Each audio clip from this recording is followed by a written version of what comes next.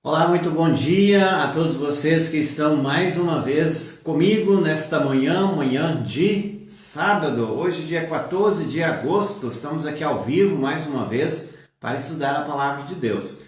Muito bem-vindo a você que está também em nossa live, neste momento ao vivo aqui pelo Facebook. Graça e paz a todos vocês. Você que está também em qualquer outro momento assistindo, ouvindo este programa, você é muito bem-vindo também. Você sabe que depois você pode assistir tanto pelo Instagram como pelo YouTube. Então, você é muito bem-vindo em qualquer momento para mais um Café Teológico e vamos juntos estudar a Palavra de Deus. E você já preparou seu café? O meu aqui já está preparado, já soltando aquele vapor e nada melhor que um bom café numa manhã fria como esta para iniciarmos mais um estudo interativo na Palavra de Deus. Prepare a sua Bíblia, prepare o seu café e vem comigo estudar a Palavra de Deus. Quão bom é poder estar de volta. Semana passada não tivemos o nosso café teológico devido a um outro compromisso que tive, mas hoje nós vamos estudar mais um pouco da carta de Paulo aos Coríntios, a primeira carta. Você abre a sua Bíblia já desde agora no capítulo 5. Hoje nós vamos falar de um outro problema que a igreja lá em Corinto estava enfrentando. E é um problema muito sério. Então fique ligado, você vai saber logo mais o que é esse problema. Abra em 1 Coríntios capítulo 5. Enquanto que você vai chegando, vai se ajeitando aí, vai pegando a sua Bíblia, preparando o seu café, quero dizer a vocês que a Pense Nisso está com uma nova edição. Se você ainda não viu, vá até lá no site da Pense Nisso, pensenissoteologica.com. Logo a primeira página você vai ver a capa da nossa revista, está espetacular. Revista Pense Nisso trazendo o tema o impacto da pandemia na saúde mental e tantos outros artigos que esta edição, julho, agosto, setembro, está abordando. Então, se você não é assinante, assine por gentileza e colabore conosco. Você vai se encantar com esta revista. Colaborando, você já sabe, vai receber uma revista a cada trimestre e também vai estar abençoando os trabalhos da Pense Nisso, tanto aqui por estes meios de comunicação, como também através da nossa missão de nossa igreja lá em Encruzilhada do Sul, pois parte da renda é destinada a esta missão. Então, aproveite, assine, colabore conosco e vamos juntos mais uma vez fazer missão, porque essa é a ordem que o nosso Senhor Jesus nos deu, que possamos ir e fazer discípulo de todas as nações. Então você é meu convidado a colaborar conosco e abraçar esse projeto de fé e vida. Quero também lembrar a você, lá na loja da Pense Nisso, onde você adquire a nossa revista, você também pode adquirir o Café KG está aqui, momento propaganda. Se estamos falando de um café teológico, é sempre muito bom tomar um café. O mesmo está aqui em minhas mãos, você pode também adquirir por lá. pensenissoteologica.com/loja, você adquire e assim também vai degustar de um café fenomenal. Café para tomar tem que ser bom e esse aí eu aprovo, e aqueles que já compraram, já tomaram, pode dar testemunho também. Nada melhor que degustar de um bom café e assim também conhecer a maravilha desse café que é 100% arábica.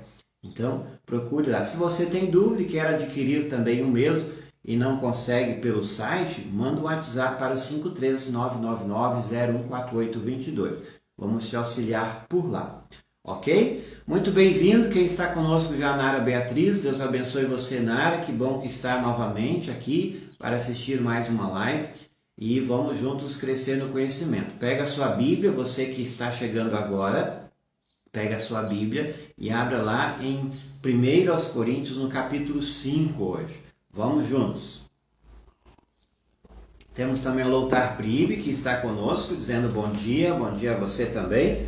Eu já vou abrindo aqui a minha Bíblia, para que você possa também acompanhar. Abra sua Bíblia, muito importante que você conheça e se aprofunde comigo no conhecimento. Quando eu aqui estou falando, você vai analisando o texto em sua Bíblia, na sua residência. Talvez tomando o seu café ou até mesmo o seu chimarrão, para quem aprecia um chimarrão.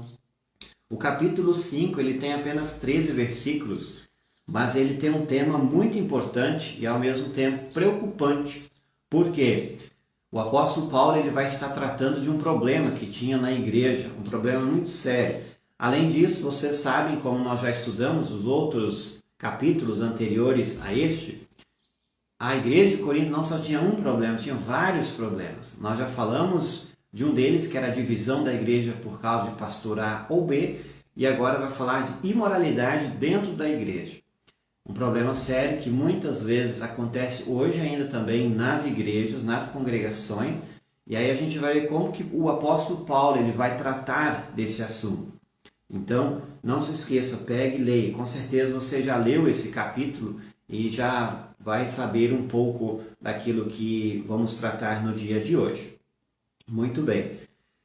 Estou esperando que você pegue a sua Bíblia para darmos início nesses versículos. 13 versículos com esse tema extremamente importante. Temos aí também conosco Tarles da Rosa dizendo bom dia a você. Eu também deixo aqui o meu abraço para os nossos ouvintes que estão pela web Rádio Pense Nisso. Quem está conosco também, a Reginalda, sempre ouvindo o programa lá na Florida 1. Deus abençoe você, Reginalda.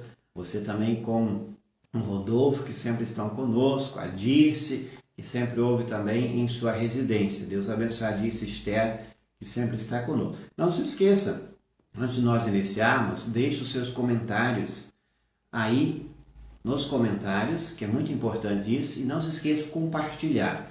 Mais pessoas precisam conhecer esta verdade e ao mesmo tempo você faz missão quando compartilha essa live antes de iniciarmos o estudo.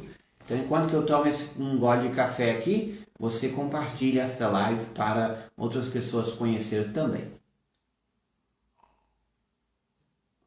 Muito bem, então vamos lá.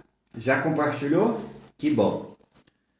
1 Coríntios capítulo 5, o primeiro versículo vai dizer assim: agora estão dizendo que há entre vocês uma imoralidade sexual tão grande que nem mesmo os pagãos seriam capazes de praticar.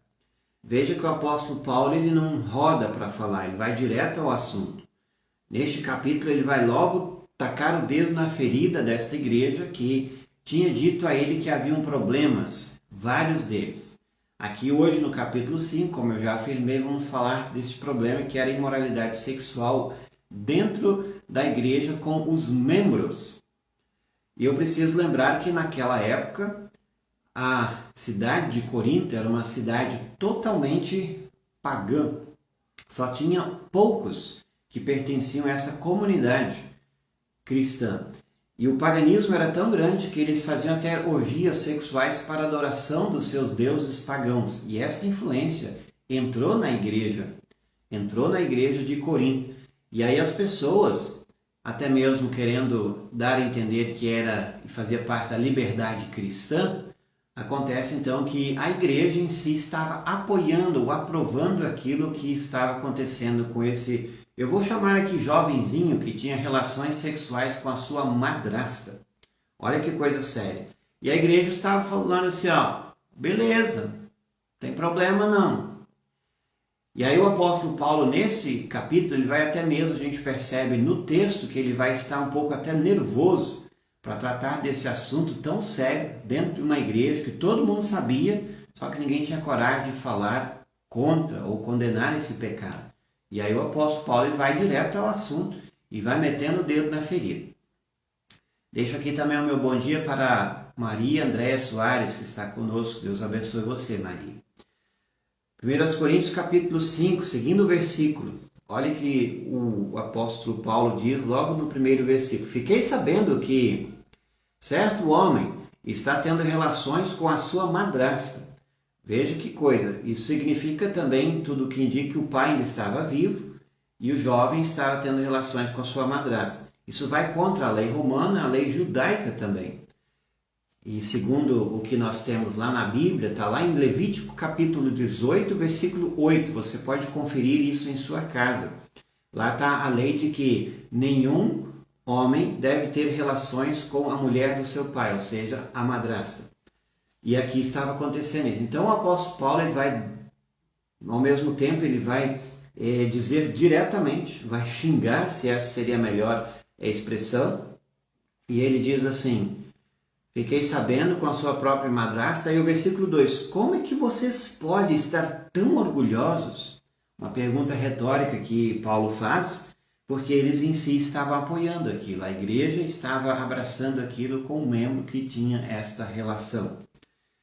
É muito complicado quando nós estamos dentro de uma congregação e a gente sabe, e quando a gente lida com pecados manifestos. Como que nós vamos agir? Talvez no primeiro momento qualquer um de nós agiria de tal forma, talvez se omitiria, estaria sabendo, mas não queria se sujar, ou não queria falar com essa pessoa. E aí como o apóstolo Paulo vai tratar isso? Ele vai dizer assim, versículo 2, pelo contrário, vocês deveriam ficar muito tristes e expulsar do meio de vocês quem está fazendo uma coisa dessa. O apóstolo Paulo, como eu disse, ele não media as palavras, falava, expulsem ele do meio de vocês. Isso nós chamamos na igreja da disciplina cristã, também baseado lá em Mateus 18. O que seria a primeira coisa a fazer? A primeira coisa é conversar com essa pessoa, chamar essa pessoa ao arrependimento. Não somente uma pessoa, mas 2 ou 3, chamá-la num cantinho, conversar com ela, falar, você muda de vida, que isso é contrário à vontade de Deus. E se essa pessoa não mudar, segundo o que Jesus diz lá em Mateus 18, é que seja levado para toda a congregação, e a congregação toma uma decisão por si só. E geralmente isso até mesmo é feito em assembleia, porque a pessoa não mudou de vida, não deixou o seu pecado, e não se arrependeu e não pediu perdão, e acontece, o último estado, o último caso que se deva fazer é o seguinte, é que essa pessoa seja afastada do convívio dos irmãos. Isso que o apóstolo Paulo diz diretamente, expulse ele daqui. Versículo 13 e 4, quanto a mim, ainda que eu não esteja presente aí pessoalmente, estou com vocês em espírito. O apóstolo Paulo se considerava, e estando junto com eles, mesmo não estando fisicamente, estando junto em espírito e em oração. Por que ele se coloca junto com esta igreja? Para ajudar a resolver a questão. Enquanto que lá na igreja de Corinto tinham pessoas que tinham medo, até mesmo de encarar isso, de tomar uma decisão e de acusar o pecado e chamar este irmão ao arrependimento, ele diz, olha, eu estou junto com vocês, mesmo estando longe, mas em espírito. E agindo como se eu estivesse aí, já julguei pela autoridade do nosso Senhor Jesus. Pela autoridade de Jesus, como Jesus assim o deu a ele, chamando-o direto, e também como igreja, ele fazendo parte da igreja cristã, ele o julga para quê? O homem que está fazendo essa coisa horrível. O apóstolo Paulo então se coloca como um juiz diante até mesmo da autoridade que tinha, sendo o pastor fundador e a autoridade que Jesus o deu. Isso não vai contra o que Jesus diz lá em Mateus, que não é para nós julgarmos as pessoas. Isso simplesmente ele está falando no sentido de que, por que ele aqui já diz, já julguei? Porque ele está se baseando no parâmetro da vontade de Deus. Então não há nada errado dizer assim, isso está errado, eu já julguei. Isso qualquer um de nós, até mesmo como igreja, precisa até mesmo fazer. Muito bem, temos conosco Nedir de Souza, está dizendo bom dia, pastor de Pelotas, e também a Reginalda está ali na nossa live também dizendo bom dia. Bom dia, Reginalda, mais uma vez. Vamos conosco então aqui no versículo 4 ainda dizendo assim, quando vocês se reunirem, estarei com vocês em espírito. A intenção é que o apóstolo Paulo diz aqui é que estas pessoas se reúnam e venham resolver esta questão. Primeiramente com diálogo fraterno, como é praxe dos irmãos. Não com briga ou acusações, mas até mesmo conversando com essa pessoa e chamando ela ao arrependimento. Vamos adiante. Então, pelo poder do nosso Senhor Jesus, que estará presente conosco, entregue esse homem a Satanás. O que ele vai dizer então a partir disso aí? Se essa pessoa não mostrar arrependimento e não abandonar a sua prática que estava fazendo contra a vontade de Deus, eles diz diretamente, então abandone essa pessoa a Satanás. No texto original, lá no grego, vai dizer assim, entrega essa pessoa à carne ou ao mundo. É até mesmo em outras traduções, o texto bíblico vai falar isso. Por que entrega a Satanás ou ao mundo? Porque existe um conceito de que o mundo jaz do maligno. O próprio Jesus diz. O mundo, quem toma conta do mundo, e quando ele chama o mundo, são as coisas que fazem, são contras ou que são feitas contra a vontade de Deus. O mundo em si, ele não adora por si só a Deus. Então quem é o rei desse mundo é o próprio Satanás, ele vai dizer. Por isso que entregue este a Satanás, ou seja, abandonando ele, disciplinando ele, no sentido de expulsá-lo da igreja, ele está nas mãos do diabo, de Satanás, porque este não está mais no vínculo de uma congregação cristã, por onde e onde Deus está agindo em meio dela. Para que o seu corpo seja destruído, mas o seu espírito seja salvo no dia do Senhor.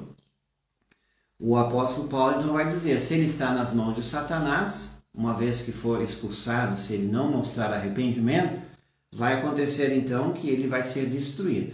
Mas a esperança, existe uma fagulha de esperança ainda no coração de Paulo, quando ele vai dizer assim, mas que no dia do Senhor, ou seja, na segunda vinda, talvez ele seja salvo, seu espírito seja salvo.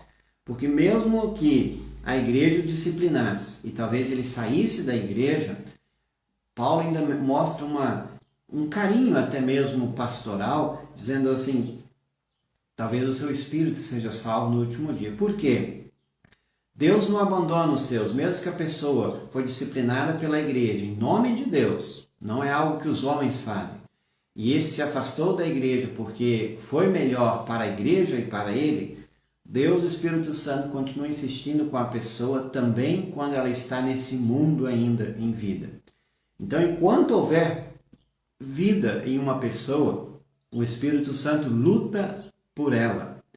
Isso é muito importante nós lembrarmos que Deus, o Espírito Santo, é o Deus missionário, é o Deus que está sempre em busca dos seus filhos. Por mais que não estão em uma igreja, não estão congregando, estão em pecado manifesto como este aqui, o Espírito Santo pode convencê-lo através de sua ação.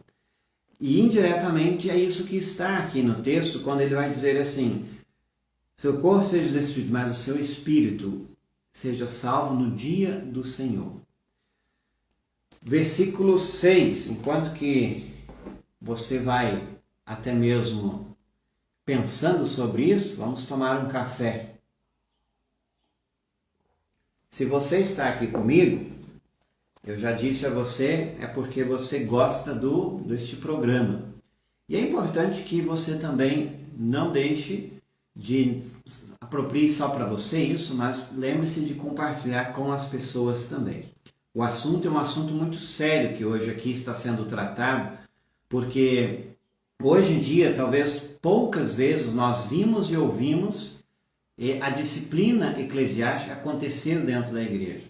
Mas isso aqui que está sendo dito aqui é a mais pura disciplina eclesiástica. Aquilo que eu falei no início. Num primeiro momento ele vai ser chamado para a conversa entre talvez o pastor local, mais 2 ou 3 pessoas da diretoria, que seja de um estado, dizendo naquilo que, se ele não mudar de vida, que seja levado para até mesmo a congregação de um modo geral. Então, há passo a passo a ser tratado.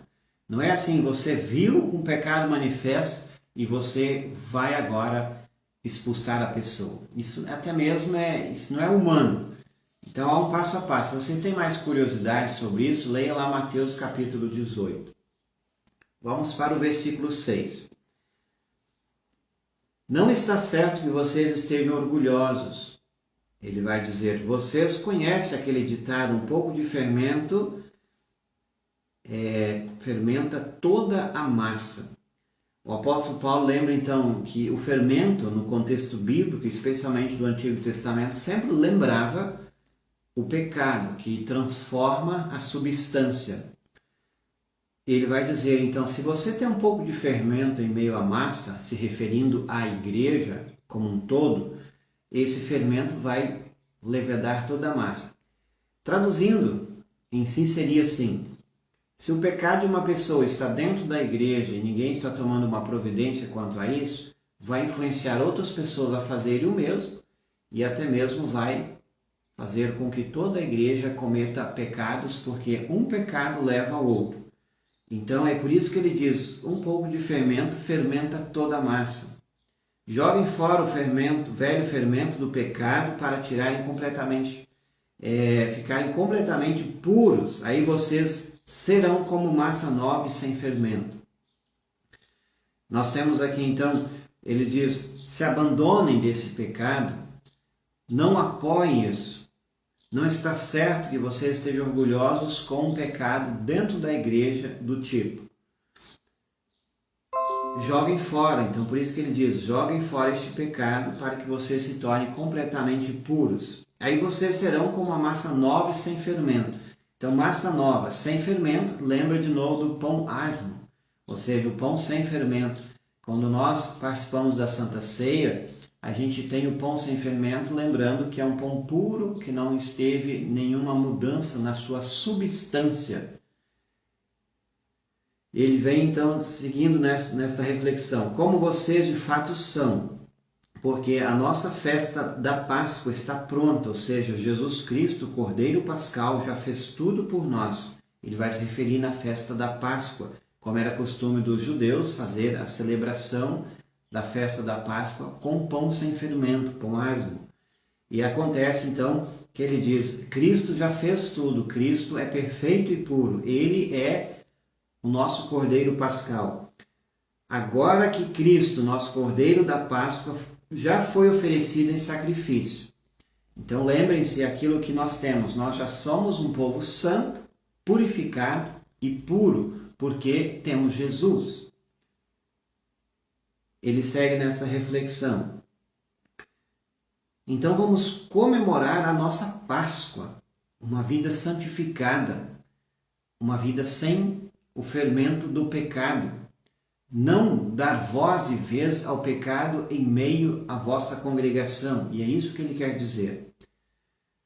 Não com o pão que leva fermento, ou seja, o símbolo do pecado em meio à substância, o fermento velho do pecado e da imoralidade, mas com o pão sem fermento, o pão da pureza e da verdade. Paulo, então, novamente vai lembrar a vocês que lembrem-se aquilo que vocês são em Cristo Jesus. Se vocês têm Jesus, vocês são um pão puro. Por quê? Tudo é figura de linguagem que ele está usando aqui. Nós somos pessoas puras, porque temos Jesus. Assim como o pão sem fermento é um pão puro, não houve mudança em sua substância. Assim também aqueles que têm Jesus são. Então, vivam de tal forma. Na outra carta, versículo 9, que escrevi a vocês, eu recomendei que vocês não tivessem nada a ver com gente imoral. Esta outra carta que o apóstolo Paulo vai aqui mencionar, provavelmente seja a que ele perdeu. O apóstolo Paulo havia escrito não somente a primeira, que aqui nós estamos estudando, como também uma segunda, e provavelmente a segunda que temos aqui na Bíblia seja a terceira carta já. Então ele vai mencionar essa segunda que eu mencionei, que escrevi a vocês. Eu recomendei que vocês se afastassem de gente imoral, porque más influências levam você a praticar coisas contrárias à vontade de Deus. Então se afastem disso. Por isso que ele vai dizer, trate isso com carinho, disciplinem isso. Caso não mude, afaste ele de vocês. Tire o fermento dentro de vocês. Tudo está no contexto do pecado que ele vem tratar aqui, da imoralidade dentro da igreja lá em Corinto. Eu não quis dizer que neste mundo vocês devem ficar separados dos pagãos que são imorais, avarentos, ladrões ou que adoram ídolos, pois para evitar essas pessoas vocês teriam de sair deste mundo. Algo bem prático, né? Não é que você não vai se relacionar com essa pessoa no dia a dia. Agora, ele está tratando do contexto de igreja. Na igreja, esperamos que todos vivam uma vida de arrependimento. No dia a dia a gente sabe que é impossível nós não estarmos com pessoas, às vezes até negociamos, às vezes trabalhamos para pessoas que são pagãos, imorais, avarentos, ladrões, enfim. Não dá para a gente falar, eu não vou me misturar com essas pessoas, não vou fazer negócio com essas pessoas. E aí ele diz, então teria que sair deste mundo. O que ele está dizendo é no contexto de igreja, tem pecado manifesto, todo mundo está sabendo, não passa... como ele diz, não tampe o sol com a peneira, vá tratar isso. A gente sabe que todos nós somos pecadores, é muito importante sempre mencionar. Agora, o que está sendo tratado aqui é o pecado manifesto, em que todos viam, sabiam e ainda diziam, que legal, estavam apoiando isso. Então, isso é uma questão muito séria dentro da igreja de Corinto. Versículo 11, o que eu digo é que vocês não devem ter nada a ver com ninguém que se diz irmão na fé, mas é imoral, ou avarento, ou adora ídolos, ou é bêbado, ou difamador, ou ladrão. Com gente assim vocês não devem nem comer uma refeição. O apóstolo Paulo, quando ele menciona de comer uma refeição com essas pessoas, aqui ele vai citar alguns pecados, imoralidade, a avareza, a adoração de ídolos, a bebedeira, a difamação, o ladrão. Ele chama então a atenção, vocês não devem ter nada a ver com ninguém que se diz irmão na fé.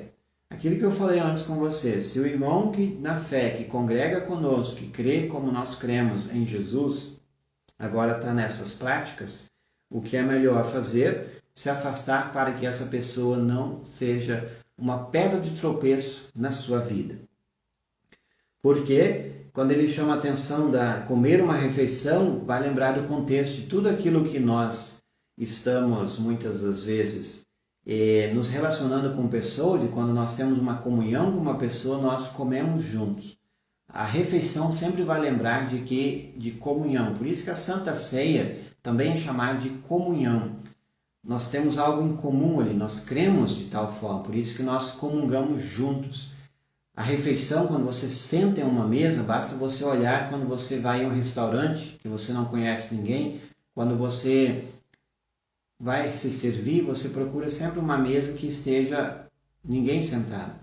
A não ser que você conheça a pessoa, goste, converse com ela, porque quando você senta na mesa com esta pessoa, você está mostrando que está de acordo com ela, você tem comunhão com ela, você tem amizade com esta pessoa. Então, isso vem desde o conceito bíblico e ainda hoje se repete. Quando nós sentamos com uma pessoa na mesma mesa, nós dizemos assim, aqui nós somos iguais, nós somos parceiros, nós temos comunhão. Então ele vai lembrar, assim vocês não devem nem comer uma refeição com esta pessoa, não ter comunhão com pessoas que têm seus pecados manifestos, como ele aqui já mencionou. Temos também a Simone Timo, que está conosco, dizendo abençoado dia a todos. Muito obrigado, Simone. Também a Vanise Teixeira, que está conosco, dizendo bom dia. Bom dia a você também, Vanise. Para terminar, eu ainda vou tomar o meu café aqui. Se você ainda não pegou o seu café, aproveite. Nós temos o versículo 12 e 13. Vamos ao 12 e o 13. Afinal de contas, eu não tenho o direito de julgar os que não são cristãos. Nós não temos esse direito. Ele diz, por quê? Não cristãos não fazem parte da nossa comunhão. Deus os julgará. Veja que o Paulo ele separa isso. Do cristão, quando ele tem comunhão conosco e congrega conosco, nós também nos responsabilizamos como irmão na fé. Agora, os não cristãos, Deus julga. Mas será que vocês não devem julgar os irmãos da fé? A pergunta que ele faz. Aquilo que eu falei. Você tem uma comunhão com uma pessoa, isso significa que você congrega com ela, você crê como ela. Então, no mínimo que você vale como irmão, também conversar com ela quando está em pecado manifesto. Como dizem as Escrituras Sagradas, expulsem do meio de vocês essa gente imoral. Ele está citando o texto lá de Deuteronômio, capítulo 13, 5 e também capítulo 17, 7. É um texto: expulsem do meio de vocês essa gente imoral. O texto de Deuteronômio, também Levítico, ele tem várias leis, e até uma das leis que antes citei, que é que o filho não pode ter relações com a sua madrasta ou com a mulher de seu pai, que está lá em Levítico, capítulo 18, 8, e é o pecado que estava acontecendo na igreja. Então, o Antigo Testamento tem essa série de leis que diz: não faça isso, aquilo. Caso uma pessoa esteja fazendo, o texto bíblico é muito claro. E ele diz bem assim: expulsem do meio de vocês esse homem moral, essa gente moral. O apóstolo Paulo, então, como eu disse a vocês, ele vai tratar desta forma, não dando muitas voltas, mas indo direto ao assunto, que às vezes é até melhor.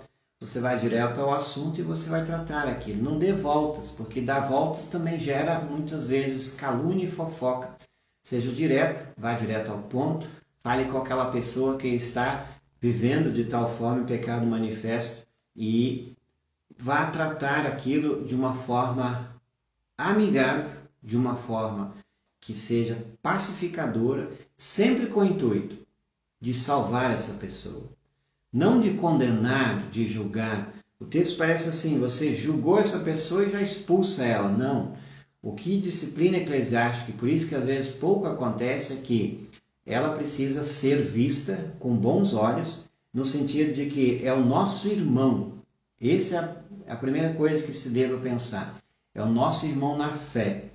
Se tal pessoa está vivendo como um não cristão, que vive de tais práticas, esse deva ser chamado a conversar. Se a pessoa, se você e ele foi uma conversa particular e amigável, não deu certo, chame 2, 3, lá em Mateus 18 vai dizer: chama os presbíteros da igreja, chama o teu pastor, vá junto com ele. Se essa pessoa não ouviu, então a terceira coisa a ser fazer é levar para a congregação, e que a congregação decida por si só o que fazer. Então nós temos aqui como se tratar isso, sempre de forma amigável, não assim expulsando de vez, como parece que o texto diretamente fala, mas isso é a última coisa a ser feita.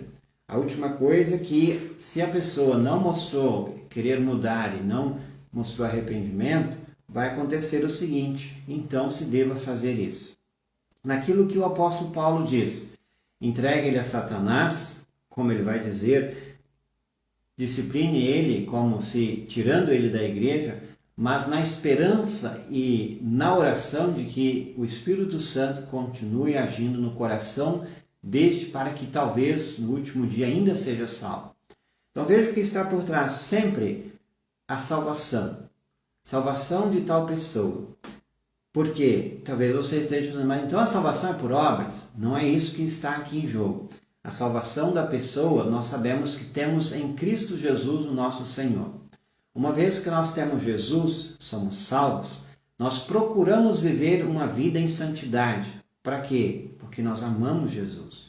Ele fez tudo por nós. Não para ter o céu, mas o céu a gente já tem, Cristo já pagou o preço. Então a gente muda de vida em amor a este bondoso Deus que tudo fez por nós. Agora, quando a pessoa parece que não crer em nada, porque a fé sempre vem acompanhada de boas ações, de vida santificada, e às vezes cai em pecados manifestos, como acontece ainda hoje também, a gente sabe disso. Converse com a pessoa em particular. Se a pessoa ali não quis te ouvir e não abraçou essa conversa amigável, vai e leve pessoas junto com você, que são até mesmo testemunhas. Converse mais uma vez. Insista com essa pessoa. Chame ela ao arrependimento com carinho, com amor, não disciplinando-a totalmente, já expulsando em primeira mão.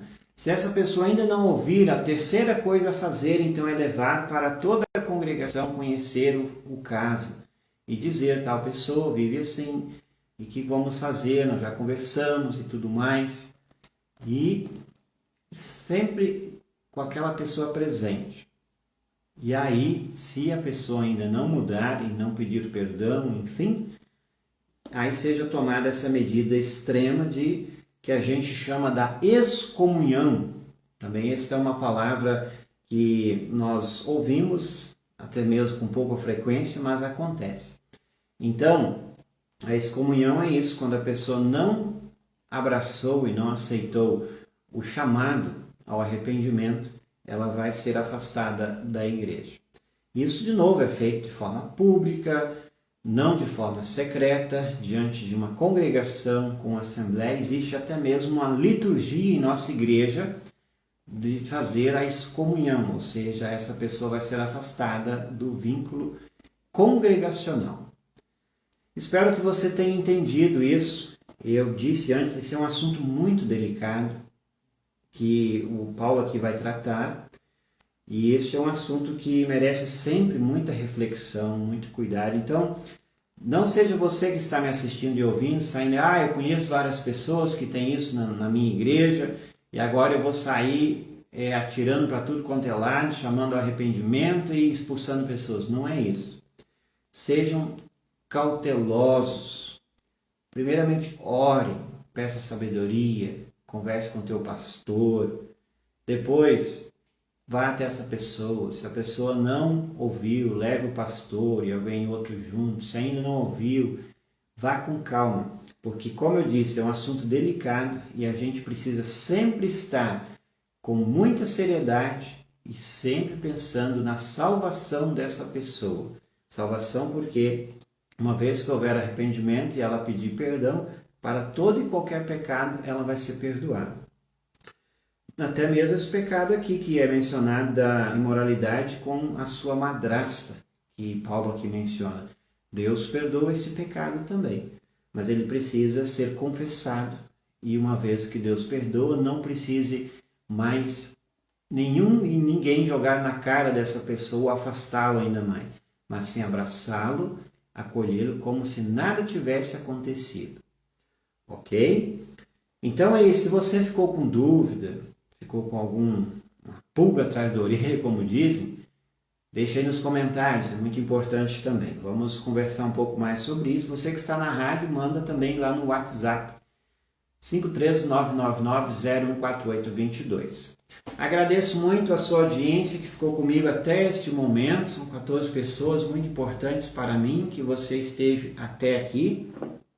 Café Teológico de todas as manhãs de sábado. Já mencionei, sábado passado nós não tivemos, porque nós estávamos em um outro evento online. Então você já sabe, todos os sábados às 9 ao vivo. Você pode assistir em qualquer outro momento. Ao término dessa live fica salvo aqui no Facebook e também posteriormente publicado no YouTube e também no Instagram da Pense Nisso. Assista depois, se você está me assistindo depois, uma alegria muito grande tê-lo aqui também. Se estamos num café teológico, a propaganda final é esta aqui, do Café KG. Se você ainda não degustou desse maravilhoso café, não perca tempo, adquira que vamos lhe entregar em sua residência. Tanto no site da Pense Nisso, está lá pensenissoteologica.com/loja, ou também no WhatsApp 53999014822. Lembrando, tudo que você compra lá no site da Pense Nisso, a gente reverte em trabalhos missionários. Então, até mesmo adquirir o café, a gente está investindo naquilo que Deus nos chamou para fazer. Ok? Aquele abraço para vocês. Eu fico aqui com o meu café e Deus abençoe vocês. Deem a todos um feliz final de semana. Um abração, até o próximo encontro.